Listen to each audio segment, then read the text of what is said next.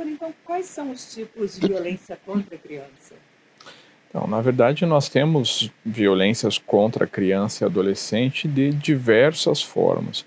A gente tem desde maus tratos, que vai às vezes de um exagero ali nos métodos de correção, pai, mãe, o responsável, às vezes, né, aquela ideia de dar umas palmadas, uma chinelada, extrapolam, isso acaba lesionando a criança, até situações no outro extremo da morte da criança, um homicídio,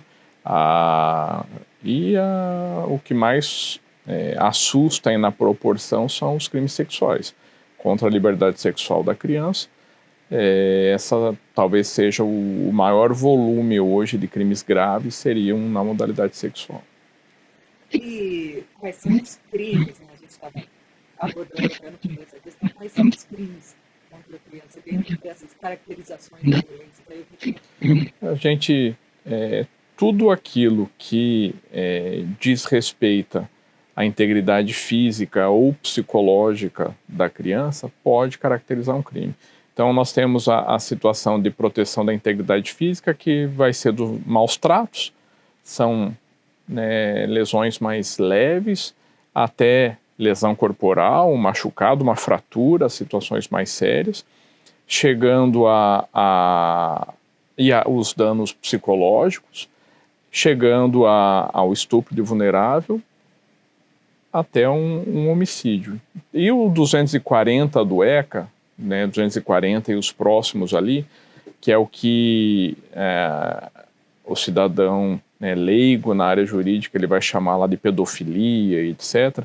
E a gente vai encontrar ali essa produção de material pornográfico, fotos de crianças nuas, cenas com caráter sexual. Esse, infelizmente, também não é tão raro. A gente vai ter desde pessoas que se utilizam desse material, via de regra utilizando rede mundial de computadores, mais a Deep Web do que a rede que a gente mais utiliza aí, por uma questão de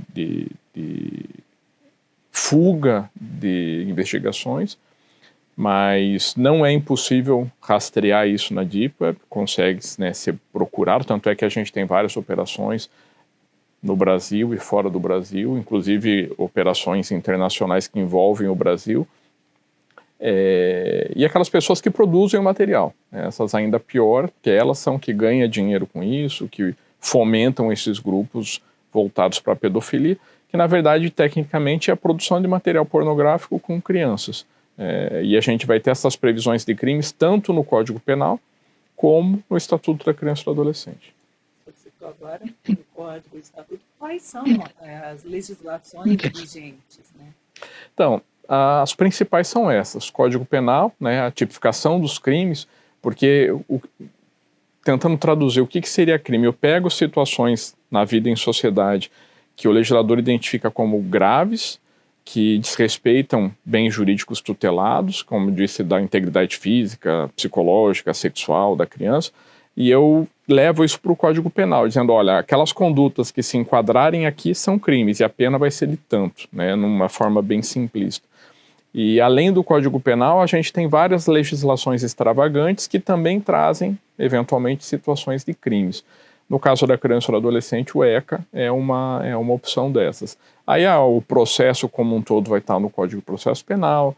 A lei de crimes hediondos, a 8.072, ela pode ser lembrada para alguns crimes mais graves, como esse da produção de material pornográfico, aí essa ideia de tornar esse crime mais grave, o estupro de vulnerável, seja menino ou menina, isso não importa, mesma coisa, é considerado um crime hediondo. O homicídio qualificado com uma criança. E uma característica que nós temos nos últimos anos para cá é um endurecimento da legislação. Então, se perguntasse, Mário, a gente tem uma legislação boazinha, entre aspas, frouxa quanto a essas modalidades de crime, me parece que não. A gente tem uma legislação dura para esses tipos de crimes. Em relação, se a gente for comparar com outros crimes, a legislação considera crimes graves. A pena não é pequena, muitos são considerados hediondos. A questão é, talvez, de formação, problemas estruturais, e a impunidade sempre está relacionada com a repetição de crimes. sobre legislação também, mas recentemente tem os crimes de bullying, cyberbullying, né? Como que funcionam esses crimes? Quais as punições para eles? Então, nós não tínhamos tipos penais específicos para esse tipo de comportamento. Então, a legislação acabava, naqueles casos mais graves, acabava considerando outro tipo de crime ali, como, por exemplo, injúria, né? Então, ficava xingamentos que acabavam gerando uma situação constrangedora, prejudicavam isso. Como que a gente descobria? Às vezes a criança desenvolvia uma depressão e começava a investigar o porquê e às vezes achava, né, causas, como no exemplo do bullying. É aquela situação que ela é repetitiva, ela é reiterada, não é aquela brincadeira pontual, ou aquela brincadeira de mau gosto, às vezes ela é entre os colegas, e que ela passa um pouco, né, da brincadeira. O bullying ele tem que ser algo repetitivo, algo reiterado, seja individualmente ou em grupo, né, aquele grupinho que se organiza para judiar de alguém. Se isso pode ser fisicamente, pode ser emocionalmente, e se for via rede mundial de computadores, aí a pena é mais séria por uma questão de abrangência, né? Utilizando a rede mundial, a gente perde o controle de até onde isso vai. Ou seja, outras crianças, outros meios de comunicação podem ser alcançados através da rede mundial de computadores. Menores contra menores, né? Isso acontece com muita frequência. Queria que o senhor falasse também como as medidas protetivas entram no caso de violência contra a criança, né? Restrito ali para os casos de violência contra a mulher. Isso, a gente tem uma adaptação da legislação relativamente recente que a mídia divulga mais a situação da violência doméstica, da mulher que é agredida pelo ex-marido, ex-companheiro, aquela história toda. Mas no caso das crianças, o raciocínio é bastante parecido. Então, aquelas crianças que estão no que a gente chama de situação de risco, seja porque vêm sendo abusadas, seja porque foram agredidas, a legislação possibilita que o juiz aplique essas medidas, que vai desde um acompanhamento daquela criança, né, daqueles responsáveis, o afastamento do agressor de casa, por exemplo, até situações mais sérias, né, que é a colocação dessa criança numa família substituta, numa entidade de acolhimento, porque ela corre riscos se ela ficar no ambiente familiar. Ela vem sendo torturada no ambiente familiar. E às vezes não adianta prender o responsável, né, porque às vezes é uma situação disseminada, não é só aquela pessoa, o que preocupa ainda mais. Infelizmente não é raro da família às vezes acobertar, né? Então às vezes a gente tem o agressor e tem mais entes da família que acabam acobertando o agressor e assim por diante. Então a gente tem toda uma gama de possibilidades de medidas protetivas que é bastante parecido com o que a gente tem lá para a violência doméstica.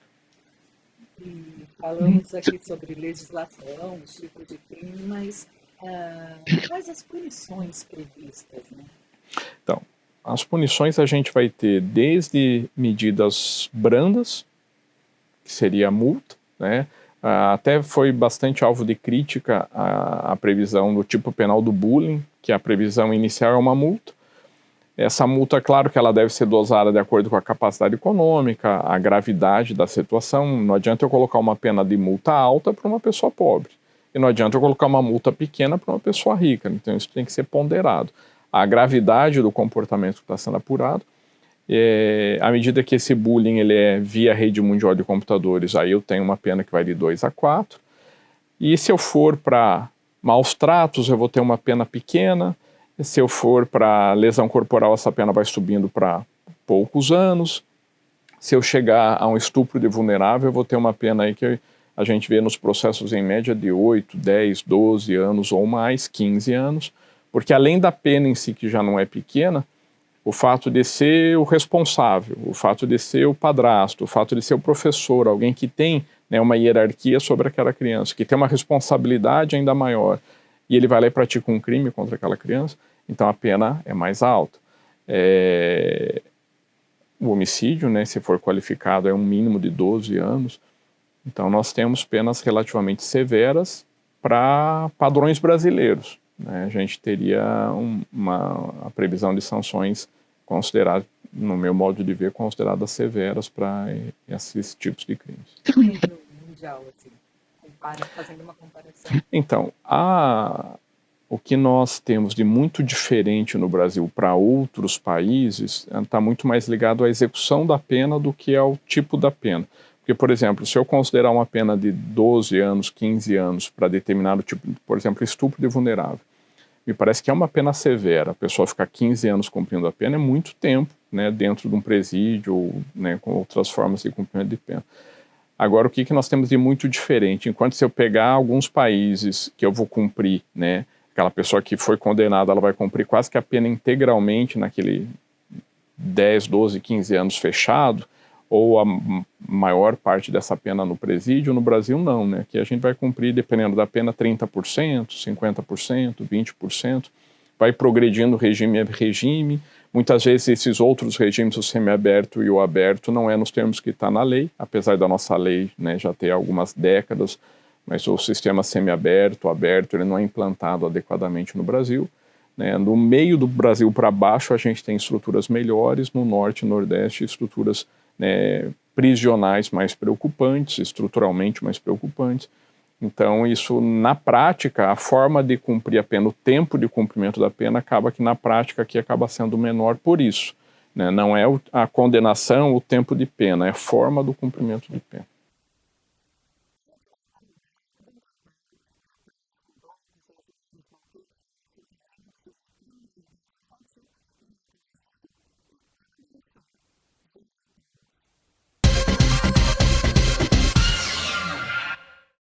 Com esta usina serão gerados aqui 400 mil kWh e lá no Tribunal de Justiça mais 90 mil kWh. Era a última unidade que faltava para que nós possamos completar o atendimento a todas as comarcas do estado. Nós atenderemos a comarca de Dourados, a comarca de Corumbá e todos os prédios que compõem o Poder Judiciário na capital, em Campo Grande. Haverá um excedente de energia utilizado para complementar aquelas comarcas que ainda necessitem de uma pequena quantidade de energia para estar totalmente atendidas. Serão gerados aqui 400 mil kWh e lá no Tribunal de Justiça mais 90 mil kWh, atendendo, enfim, toda a demanda do Poder Judiciário do Estado.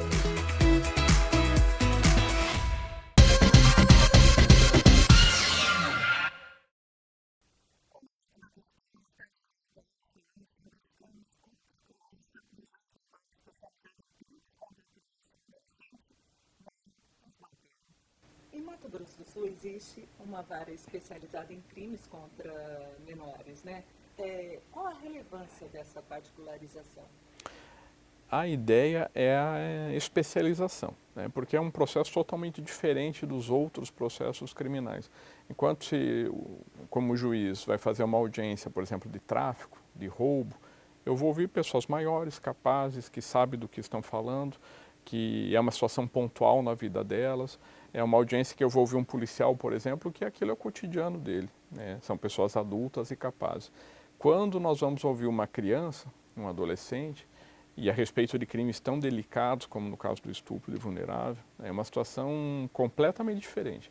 Então, essa pessoa ela vai ser ouvida via depoimento especial, essa criança ela vai ser ouvida via psicólogo ou uma técnica, né, que vai ouvir numa sala especial, onde o juiz e o promotor, o advogado, o defensor, vão conversar com ela via ponto eletrônico, para que aquela criança fique, né, não diria mais confortável numa situação dessa, é difícil a gente falar, mas menos, né, fragilizada.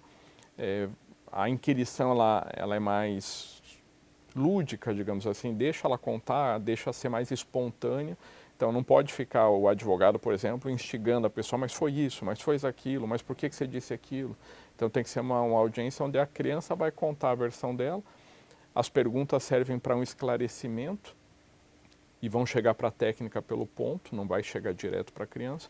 Ela passa aquilo de uma forma mais leve, até para ela não ser, né, conduzida a falar que sim ou a falar que não, e a gente assiste tudo pelo vídeo. Então é uma forma de trabalhar diferente. Uma audiência normal que levaria meia hora, ali leva só o depoimento da criança, leva 20 a meia hora, a média, porque tem todo um rapport, uma aproximação, toca no assunto. Se for direto no assunto, às vezes a criança vai travar, ela não vai contar nem que foi, nem que não foi. Então, às vezes, trabalhando com questões periféricas, relacionamento familiar, se hoje ela está passando por alguma situação difícil, o que está acontecendo, da onde que vem, Então a gente vai pelas beiradas para entender o que está acontecendo na vida daquela criança. Então é um trabalho diferente, muito específico, e cada caso é um caso, é diferente de situação, tráfico de droga no veículo que está vindo da fronteira. A pessoa foi contratada em algum estado para colocar droga, para ganhar dinheiro, para levar a droga lá. As situações são repetitivas. Na criança, no caso de abuso sexual, por exemplo, ainda que o abuso seja, né, o abuso sexual, mas as peculiaridades do caso concreto, o que aconteceu, o que não aconteceu, da onde que vem os traumas, como conseguir que aquela criança confie nos técnicos que vão ouvi-la. Então é um processo bem mais complexo, bem mais demorado. E não cabe outra coisa que a gente diz nas varas criminais normais, residuais, a gente tem métodos de solução amigável do conflito, né? Então a pessoa é primária, tem bons antecedentes, ela pode fazer um acordo, um ANPP, por exemplo. Ela vai cumprir alguns requisitos para que aquele processo termine.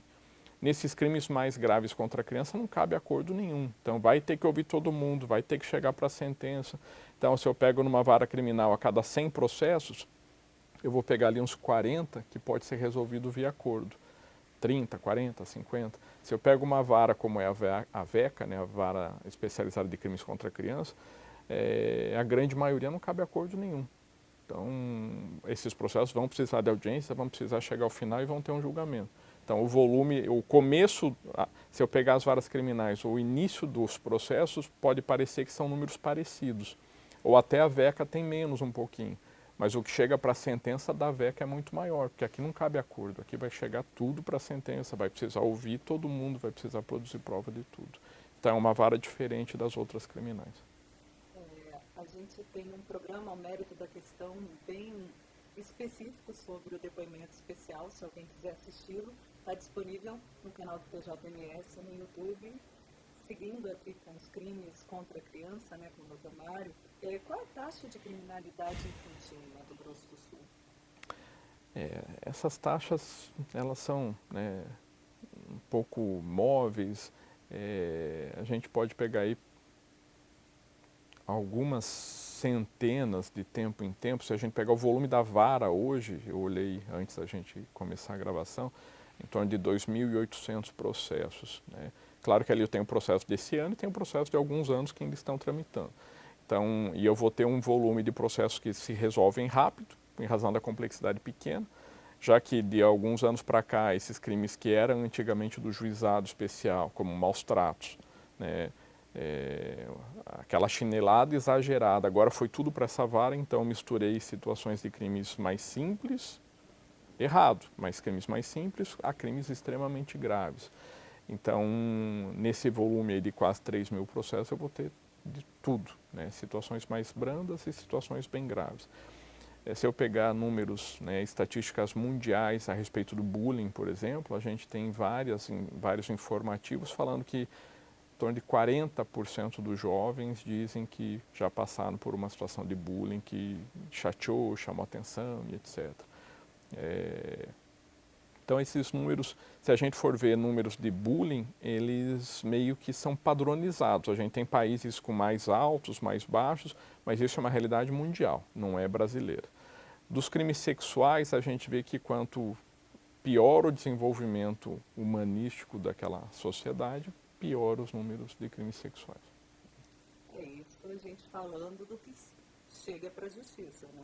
Não é Exato. uma realidade absoluta. Importante essa colocação, porque a gente tem, óbvio que a gente tem números subconhecidos, porque isso é o que chega para a justiça.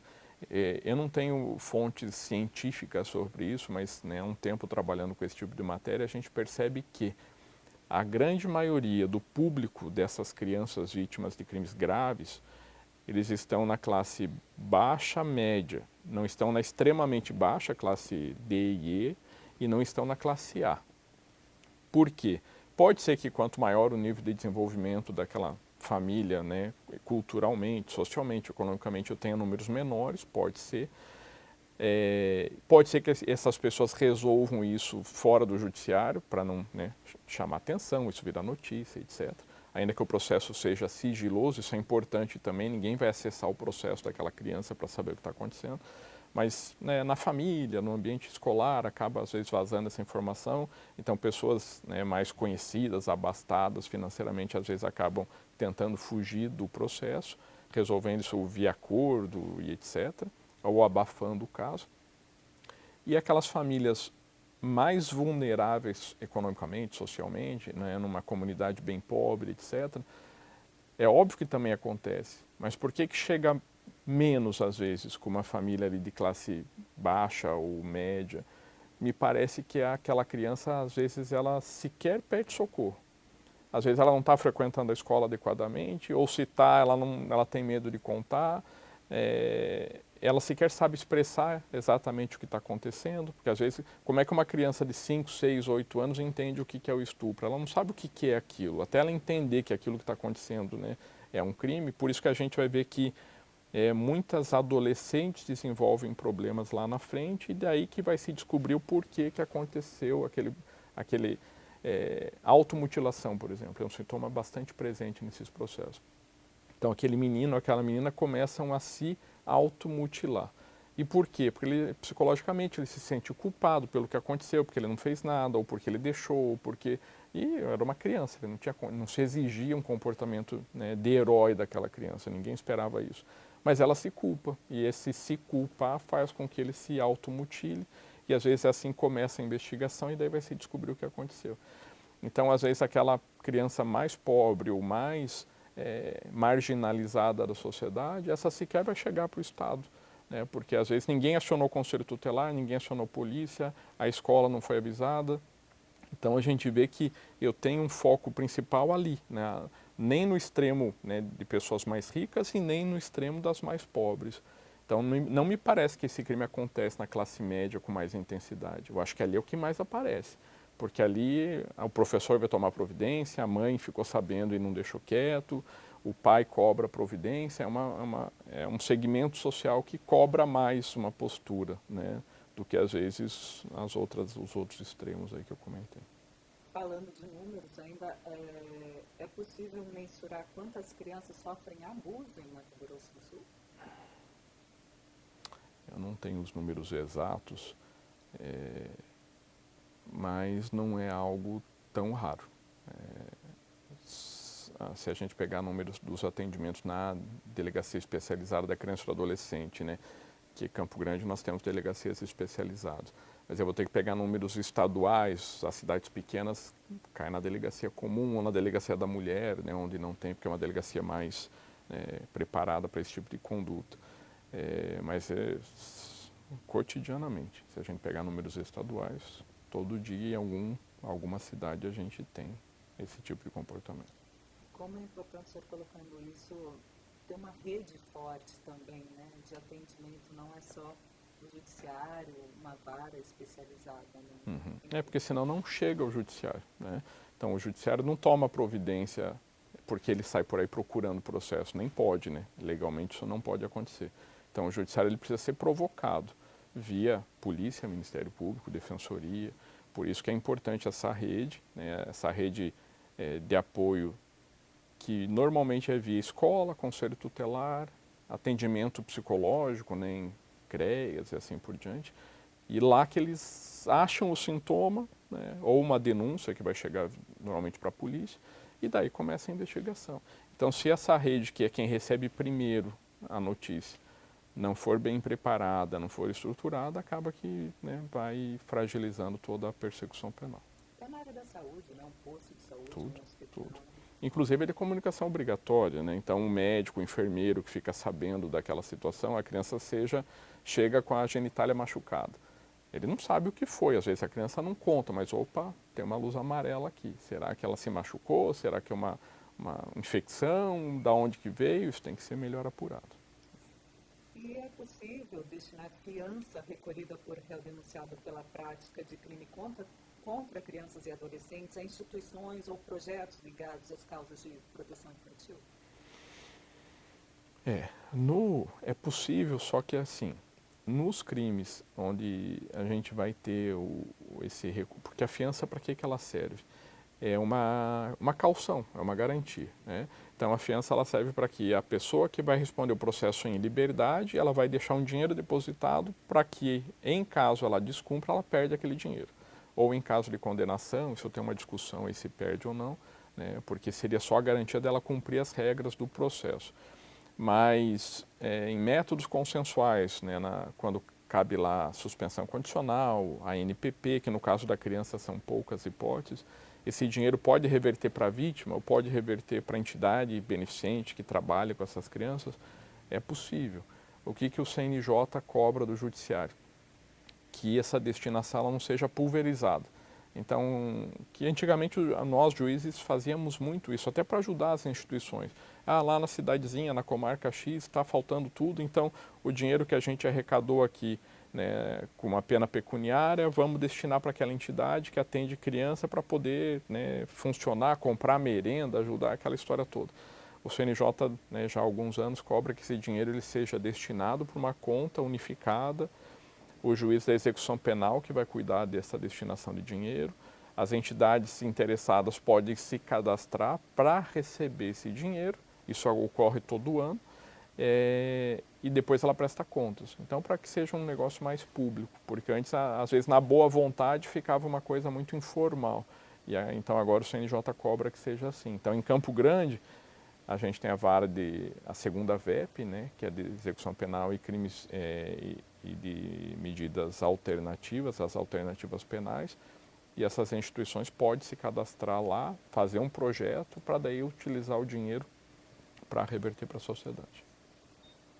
E quem deve denunciar, né, a violência contra crianças e adolescentes? Quem deve e quem pode também? Na verdade, todos nós podemos. À medida que a gente fica sabendo, né, claro que nós temos que ter cuidado de saber se, né, tem elementos mínimos, se aquilo faz sentido ou não, para que não vire também. Porque para o acusado também é uma situação delicada. Aquela pessoa que às vezes é acusada de um crime dessa modalidade e depois não existe prova de nada. Então também é um perigo.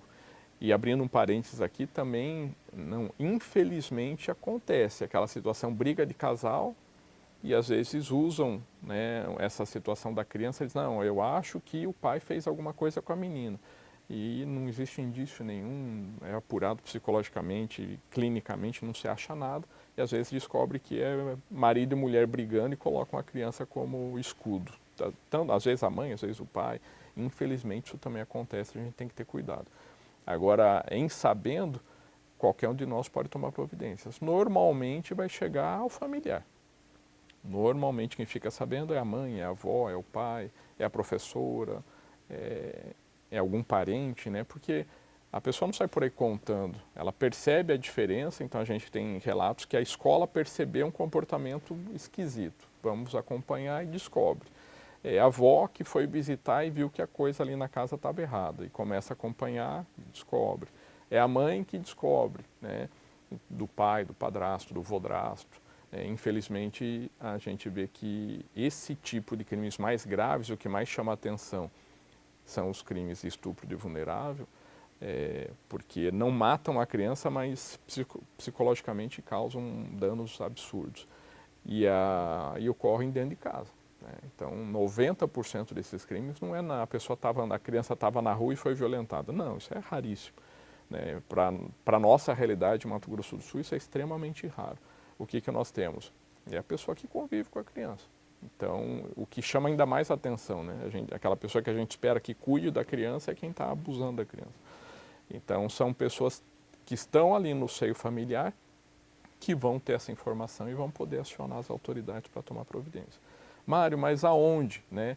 Conselho tutelar, mas eu não sei, eu tenho medo, conversa na escola, procura o Ministério Público, a Defensoria Pública, então vai no fórum da sua cidade, né?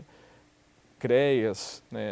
Mas é aqui na cidade pequena, eu não sei, eu tenho vergonha de ir lá, vai no CREAS, vai no posto de saúde, pede ajuda, liga para o Conselho Tutelar, liga no Disque 100, busca ajuda e as pessoas vão te auxiliar a buscar naquela tua cidadezinha o local mais apropriado. Se for Campo Grande, a gente tem tanto o Conselho Tutelar quanto a DPCA, que é a Delegacia Especializada, ali pertinho do fórum.